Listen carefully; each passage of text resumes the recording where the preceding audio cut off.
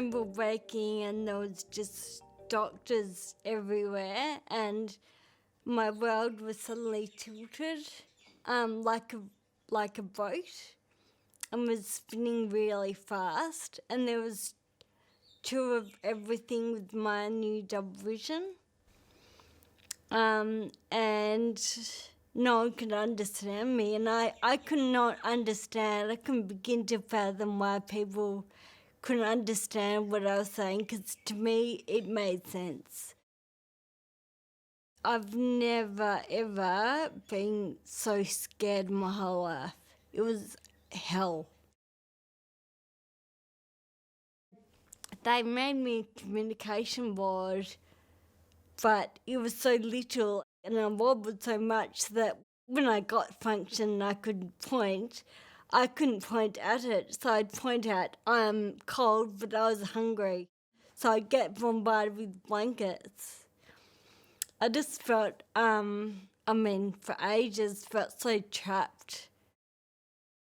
I felt really demeaned and isolated and forgotten.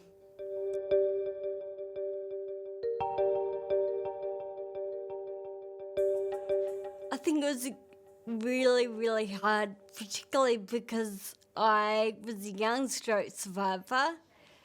But at the initial stages, I didn't want to be associated with stroke myself. Felt very lost because I couldn't go backwards to my old job and my old life, but there was nothing to go forward to. I think it took me about a year of grieving before I could feel that, it does happen to young people and that it's even more important that is spoken about because people aren't aware of that. All I knew is that I'd been told that I'd make a good recovery. I was young, I was fit. Throughout my recovery, the physical and emotional progression was never balanced. It was all about my physical progression. I felt like I'd gone back to being a baby. Like, I had my dad feeding me. My mum was tolerating me. It was not what I ever imagined my life to turn out like. I think as a stroke survivor, finding that I was a burden on the carers and, when my mum or dad or any carer showed a glimpse of, they've obviously we find it difficult. I hated that. I hated that I impacted their lifestyle.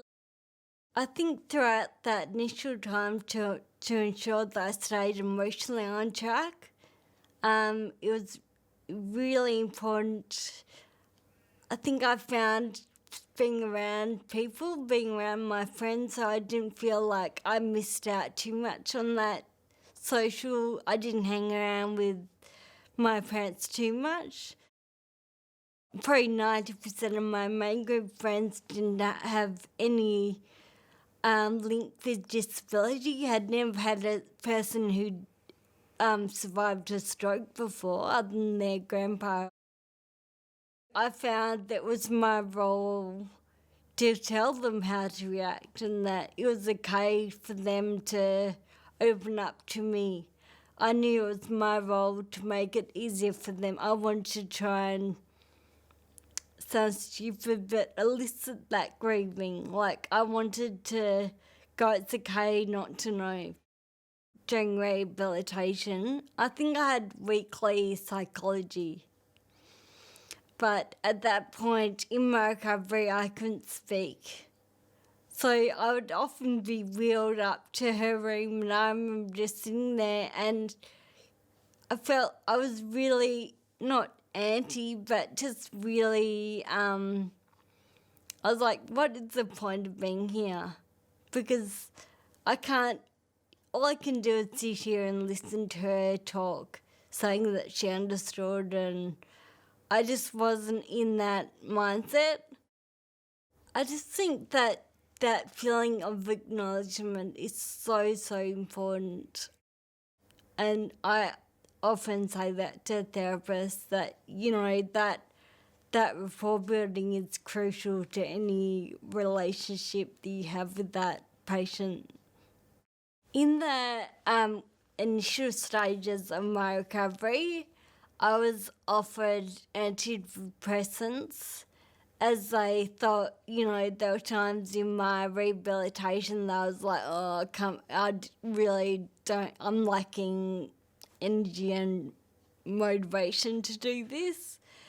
But I think it was, for me, it wasn't that I was feeling like I needed medication. It was a grieving, it was a normality. But I think a lot of the health professionals saw that as something medication could fix and they could move on to the physical side.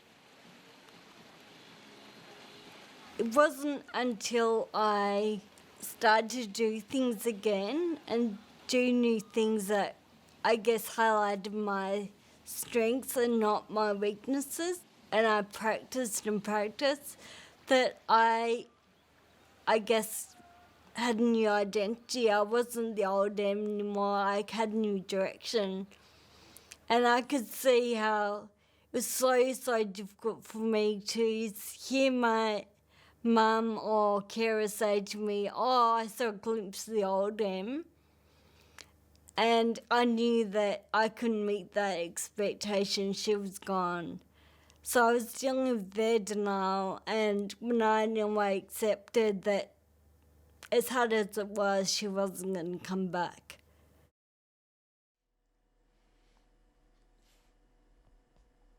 My life is full of meaning now, which once it lacked. I had nothing. I've nothing but the deficits that I'd acquired from stroking.